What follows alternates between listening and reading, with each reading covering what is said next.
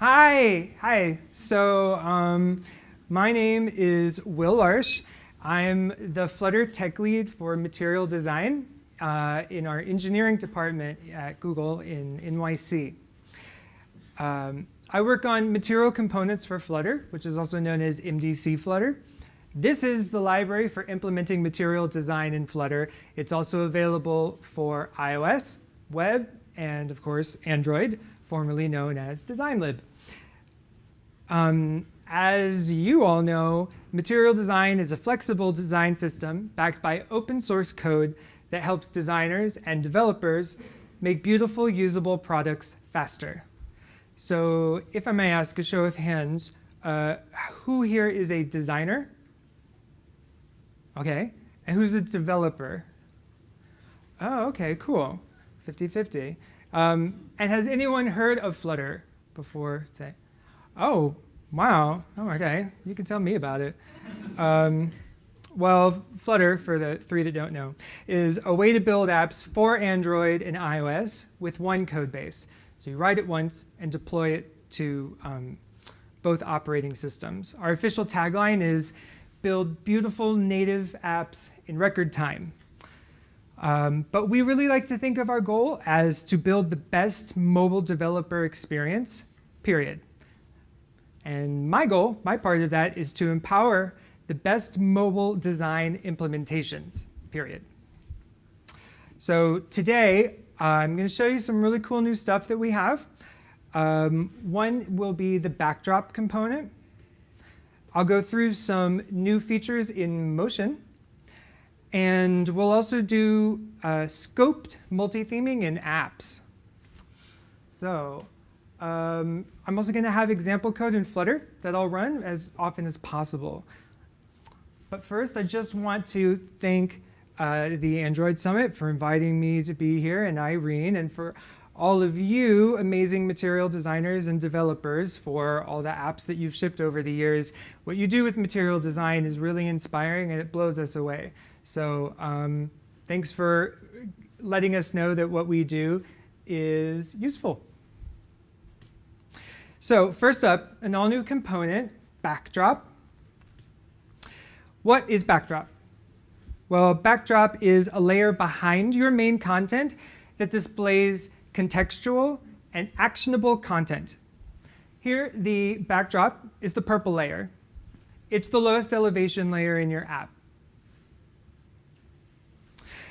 So this is intended to present actionable content, and it should be contextual to the front layer. So here we have a filter menu.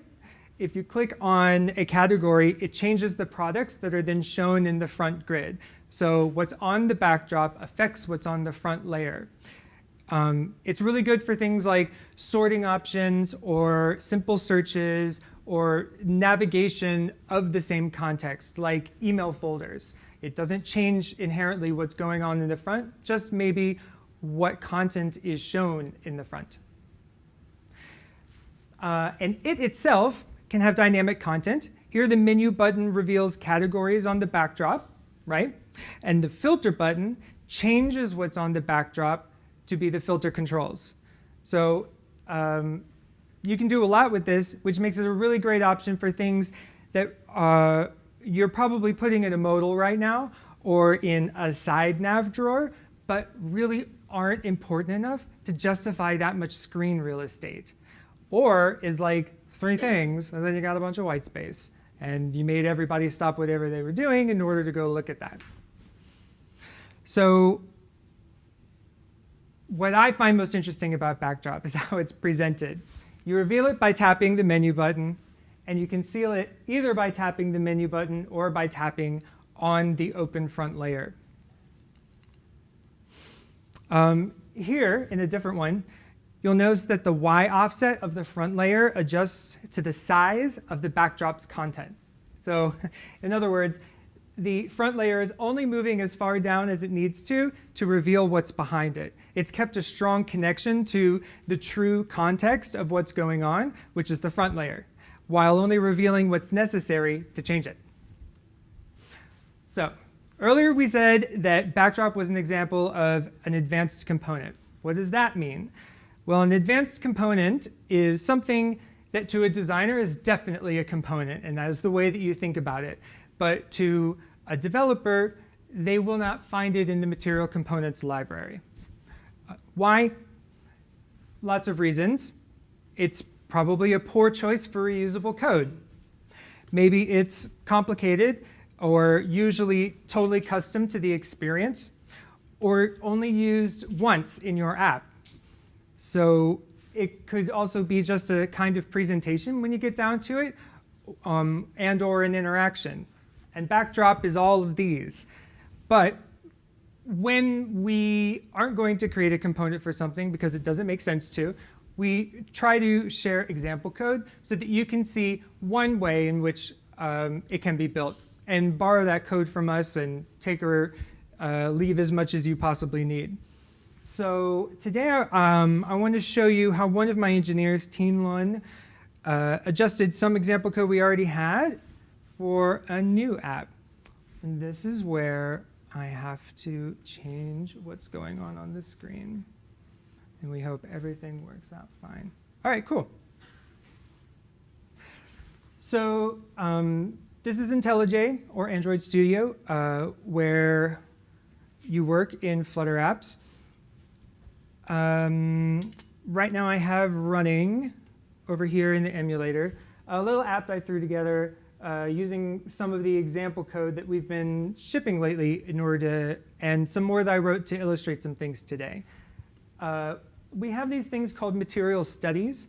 They are the way that our designers take all the concepts that they've come up with, all of them, from subsystems to components to things that are more avant-garde and experimental, and try to apply them to a real product that's a hypothetical product. This one is the bare bones of a travel app. He's in the middle of working on it. It's a work in progress right now. But we also have an e-commerce app, a learning app, a newspaper app, an email app. There are lots of these almost complete apps that we have now shipped like extensive visual requirements for that hopefully are really good inspiration for all of you, and might also show you some ways of using the things that when you read them in this material guidelines seem like very cut and dry, but could actually be used in more creative ways if you allow yourself some creativity and freedom.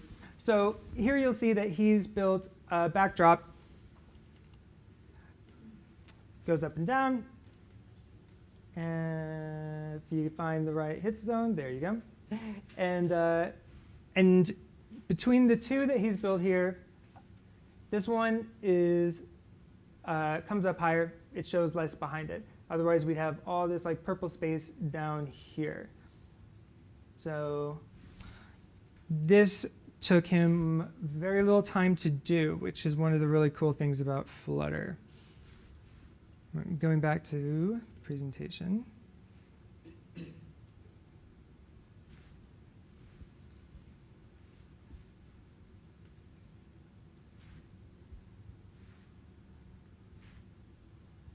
Oh no, where'd it go?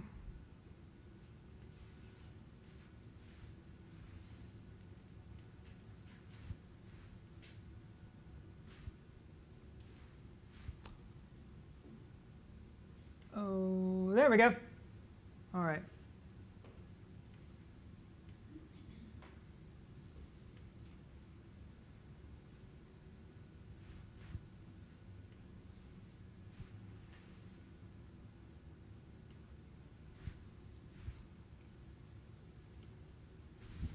All right, great.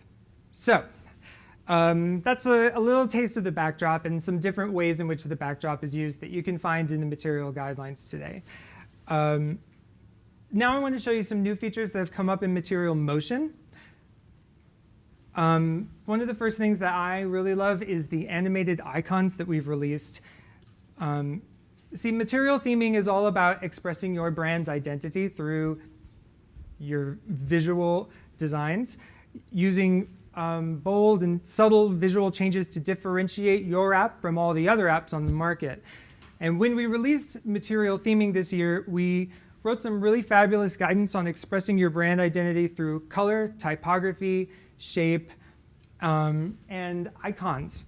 So we shipped an awesome expansion of the material icons. I think you've actually been talking about earlier today, like in theme editor. Thanks for telling me it wasn't full screen. And so now you can theme the icons that you use in your app to your brand. You'll see the one on the left is sharp, then rounded, then outline, and two-tone. These are all available for every single one of the material icons. It's like thousands and thousands and thousands of them for free, which is pretty cool. And you can get them on material.io in black or white, and in SVG or PNG, and you can say export it for iOS, so it gives you this like special bundle full of all the things that you need at 1x and 2x and all that stuff, just with like a couple buttons. But we also ship guidelines for animated icons. Now, obviously, you don't want to replace all the icons in your app with animated icons. It might be a little much. But you can add a few in order to add some delight and polish to the experience. Just make sure that whatever animation you put in here reflects the action of what goes on when you use that icon, when you touch that button. It's not just gratuitous. So we've made this is an animated launch screen for one of our hypothetical apps, one of our studies, OWL. It's a learning app. And the logo is based around the owl's eye. Its motion story is really bouncy and whimsical. So one of our designers, a brilliant designer, she said, well, how can we then express things like that through these tiny little animations? So here you can see that the circles on the right, they blink when they change. The magnifying glass, it goes up and finds the eyeball, like Carmen Sandiego did. And that is further ways of reinforcing this brand identity that hopefully your company has worked many years to build up. And in Flutter, you can do a lot of this for free today with the animated icons class. Material Components for Flutter has some of the most common icons and their animations built right in to the framework itself. So this will go great again. I'm going to show you just kind of how you'd go about doing that. So back in this app, imagine you have some sort of button. It's the pause and play sort of thing. I mean, this is definitely something that we can all understand. We've seen it a million times. What we'll do is we'll take some of this code down here where instead of sending a plain icon class, we're going to send an animated icon class.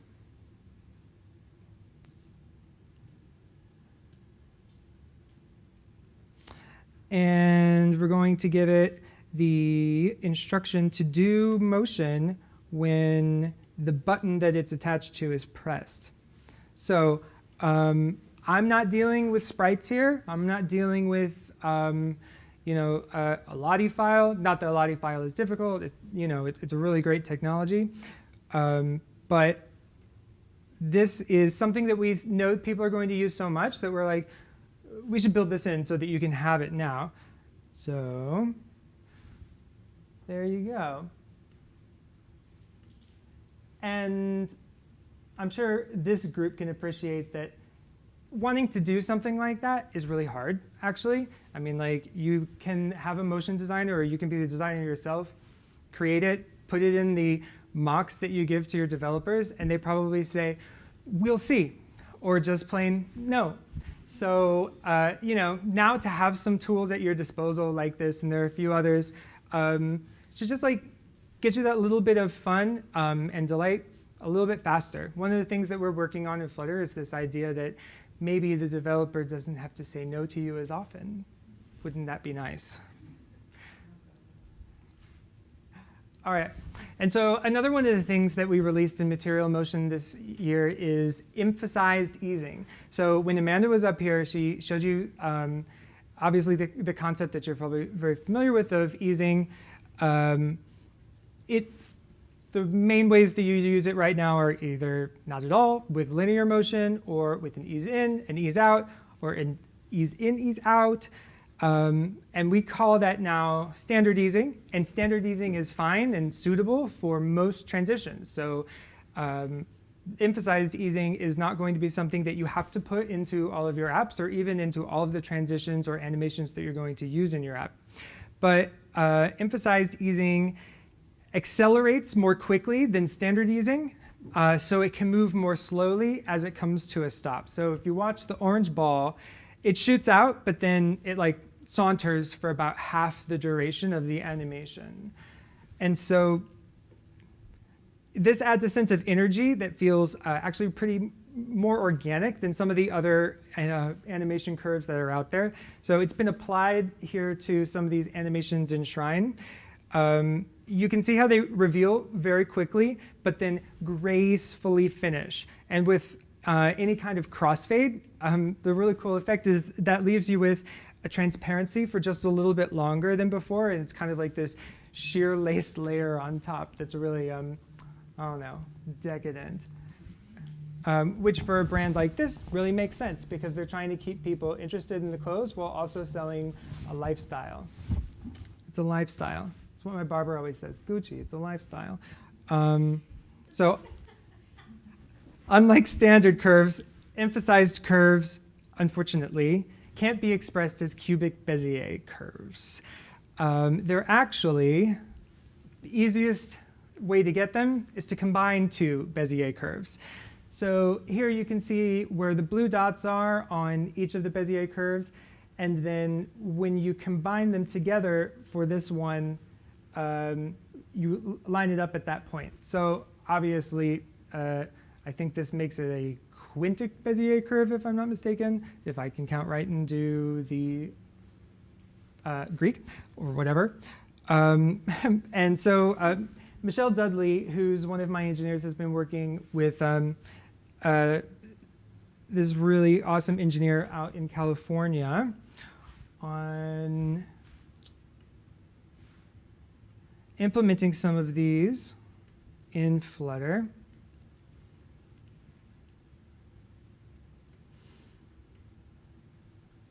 So let's make this a little bit bigger. So this is Shrine. Now, you're also going to get you're going to get a little sneak peek at something that's really new. If I click on, we've just put in a shortcut here that if I click on a product, it adds it into the cart. Snack bar's in the way right now. That's actually a work in progress thing that's going along with this. But you may notice that this thing down at the bottom, which kind of probably reminded you of a fab, just grew a little bit. And if I add more and more and more, it shows you some feedback for what you've done and what the state of your cart is, which is really cool. We call this a short bottom sheet. And if you click on it, it transforms into the cart using that emphasized easing. So don't know if you can really tell, but this is kind of what it was made for. There are several things happening at the same time, and we want them to stay exciting. So that's a component that's in like alpha right now. And hopefully we'll have some more information on it. A short bottom sheet. Does it handle the overflow automatically, or do you have to like do the +1? Once it got too big, I noticed it went +1 very well. It's an advanced component, so it wouldn't be automatic at all. It's like we would say, it's more of a presentation flow and interaction, and this is just one way of using it. And we're currently doing some experiments to see like what all of the best practices around it would be. But the one that we're sure works is the way we've done it here in Shrine. So I wanted to share that with you while I could. And then the last thing having to do with motion is we've released some cool guidance around motion paths. So as an element transforms, it moves in a line called a motion path. Here you can see a linear path created by the scaling of this card. Motion paths are linear by default, and that's great, and they should be most of the time, kind of like how it's great and easy to use standard easing. You don't have to use emphasized easing just because it's new. But we have another option now. So this year we introduced an arced path for plane transitions. You can see how it has different speeds for the width scaling than the height scaling. And when you combine those together, you get this cool curve that really, again, mimics an organic sort of natural feel. If you can tell. I mean, luckily it's got the illustration, which probably really helps. These are best for transitions that require a large adjustment to the aspect ratio of a surface. This isn't something you want to do on like a tiny little thing because nobody would notice it. But again, eleganza, extravaganza. Here's another example, a bigger one. Frame rate's not so great on this GIF. But you can go see it at material.io/design in the motion section. So now on to something different, scoped multi-theme apps. So another one of our studies is OWL. It's a hypothetical learning app, like I said, and OWL's brand is like bold with a capital B. It's like really there.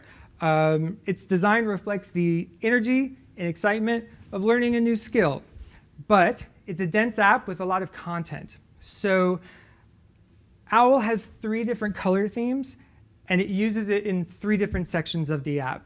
Now, this isn't a global changing of the theme, like when you have night mode or some user-chosen theme. This is the use of themes scoped to specific contexts in the app. So onboarding and personalization has this like yellow primary color. Browsing content has this blue primary color, and then learn has a red primary color, but that just encapsulates some things that are presented on top of the content, which is red, however it came from the server. Details. And again, it's using that cool short bottom sheet for the videos menu. So that's where the red is really seen while you're doing a lesson. So how do you do this? Well, theming in Flutter, we've got a really great way of dealing with it. I just want to take a step back and explain how UI is kind of architected in Flutter. In Flutter, your UI is a tree. I've really simplified it. You got more things going on in your app than this. But imagine there were many nodes in this tree representing each of your views. So all of your buttons, all of your text fields, all of your cards, everything. And the theme itself, with the T, is a node in this tree. So every material app comes with a theme, and the rest of the tree is below it and inherits it and has access to it. So when a widget needs a theme, it just reaches up to the nearest themed node in the tree and reads it. And if a root needs a theme, it reaches all the way up to the material app to get it if it doesn't have one of its own. So we can take advantage of this structure to theme different parts of our app with different themes. We just make those sections children of new themes. We wrap them in some custom themes, and therefore we've automatically set the scope of what we want. This new theme affects the things below it. This new theme affects the things below it. And they both override the one that they were previously inheriting. So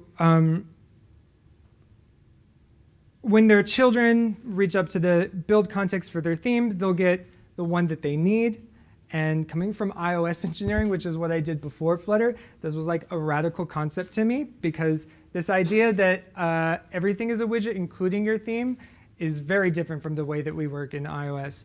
Instead of injecting a theme or having a big singleton we are wrapping literally what we want and say everything in this theme. And inside it, well, maybe everything in this theme too, if for some reason you had a really good use case for many, many themes. So just going to show you how we do that in Flutter real quick.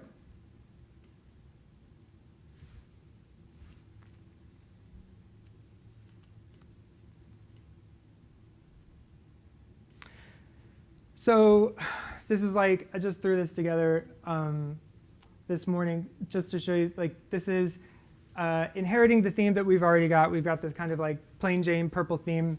And if we want to take this and make it look more like the OWL app,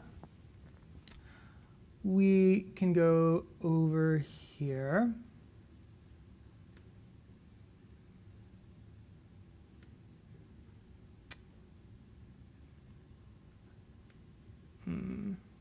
Where'd you go? There it is. We will highlight the widget. I made an OWL widget for all of these pages, kind of like in a row. So as if it were just presenting like 3 different sections of your app.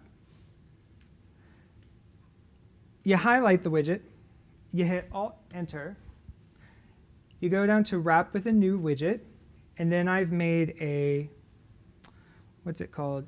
A theme color override widget.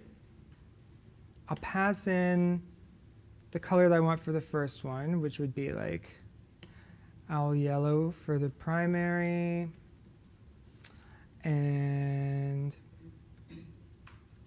OWL blue for the secondary. And since the primary is so light, the text color will need to be dark.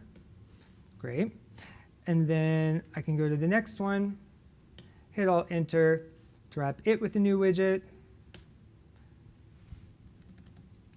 So your theme widget is theme color overlay? Yeah, I made a little convenience method here. If you want to look at it, all it does is take the existing theme and say, copy it, but make these 3 changes.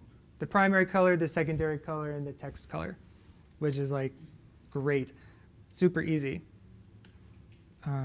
So color in this one can be OWL red on both, with text color that's white. And then the last one,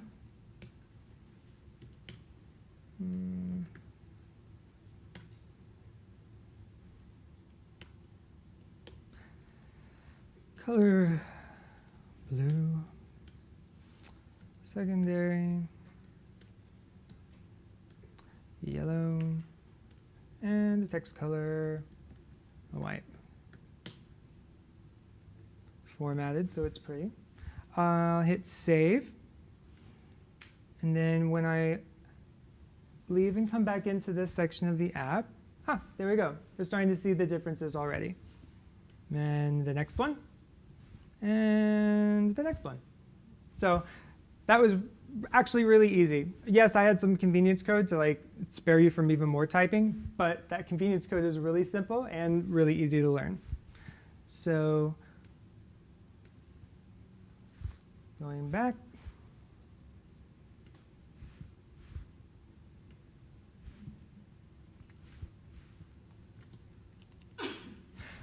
Just a quick recap of everything we went over today. We met the backdrop component for contextual actions. We saw the new animated icons, the emphasized easing curves, and arced motion paths. And we saw how multiple themes can exist in the same app when they're scoped to specific contexts. So what are some next steps if you want some more to do? Be sure, first of all, that you've grokked all of the new theming parameters and updated components that we released this year in May. There's a lot of new stuff there that takes into account all the feedback, or a lot of the feedback that we've gotten from you over the years on ways that we could make material better and work better for you. A great companion to Danielle's awesome talk earlier is the new CodeLab for theme editor that we have. It's the first Google CodeLab written for Sketch, and the first to be written for designers as well as for developers. Yes. We've also got new CodeLabs for all the material components.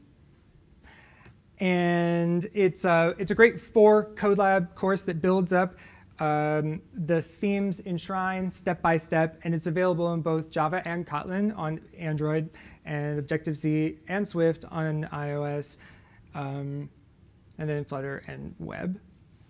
If you want to learn more about Flutter and material components for Flutter, you can head on over to flutter.io. And of course, we have CodeLabs, like I said, for that too. The MDC course and the Build Your First Flutter App CodeLabs are actually a really great introduction to what I believe is the best way to build apps in something that you're not familiar with. I highly recommend it. And also, don't forget that November 1st, we have our annual Designers Conference, SPAN, in Helsinki. And hopefully, this has had 1 or 2 things that you didn't know in it today. So it's been a true delight getting to present all of this to all of you. I thank you very much for having me. And so now I'll take any questions that anyone has. Yes, sir. Will Flutter get any sort of manufacturing trouble? There is actually, if you look, already some code that has been checked in by one of my colleagues, Amir, around that, including a new tool to help on the conversions of that in preparation for even more animated icon work. So it's not fully baked yet, but the great thing about open source is you see our work in progress as we're doing it. Yes, sir. This is sort of stepping outside of theming and all that, but from where you were, how does Flutter fit in with Kotlin in regards to like a strategy for you guys to sell others to like build apps for phones and all that? How's that sort of sold as use Flutter for these use cases or use Kotlin, or is it kind of a we don't care, but we're making all of these robust ways and pick whatever you want? Well, I will say that the fact that we can deploy to multiple operating systems has ended up being a huge blessing because it really is the holy grail of the mobile engineering problem. For 10 years now, we've all been having to have separate teams that don't share any code, don't work together, don't speak the same languages, and don't work at the same paces either. And it's very expensive, very difficult, and causes people most of the time to actually choose one operating system over the other and say, I'll get back to the other one later. So Flutter works on solving that problem. But all the work that goes on in Kotlin and Android, that is work on actually dealing with kind of like really, I think of it as like the lowest level parts of being in Android engineering. You would never lose all of the Android work because Flutter uses all of that Android work. And of course, as Android, the operating system, releases new features, Flutter works to have plugins and SDKs that take advantage of those. So whether or not you end up using it in your company using Flutter, the best use case for it is starting a new app because you'll really be able to like measure your results as you go. But you can also put it into existing apps and look and see, like, do you have a problem where you're spending too much money on mobile engineering and you're ready to, step back, learn something new, and maybe, reduce that by a third. For some people, it actually makes sense for them to stick with what they have because their deadlines are tight and they just can't take on something new right now. Sure. Yes, ma'am. So I have a question specifically about the animated icon example that you gave with the play button and the pause button. So in my experience, if the icon transitions can have a different amount of vector points, which those do, like the pause button has 8, right? Like 4 on each vector point, and then the play button has 3. Is that something where you guys just added extra vector points to the 3 on the play button to expand that into 8? Or do you know how that works? Oh, Sharon, who worked on that would be the one that could actually tell you. because what's wonderful is that it's handed to me done and then exported into frames that then we worked on to put into this. So I just don't know how they did that. But I do know that we have what we call platform variances, which is the things that we do differently for iOS and Android. And one of them is the back arrow. The back arrow on Android has that line in the center of it, and on iOS it's just a chevron. But we have this thing where it turns into the hamburger, because that's a very, very common thing, the 3 lines to the back button as you've moved forward.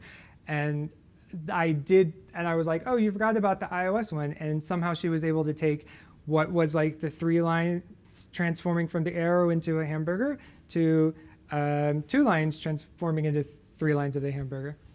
So slow it down and maybe you'll find all the secrets. All right, anything else? I'll be around if anybody has any more questions. And of course, if you're interested in working in Flutter or more closely with the material designer relations team, please find me. I'd be happy to get your information and maybe be able to help you out on whatever you're working on. All right, thank you.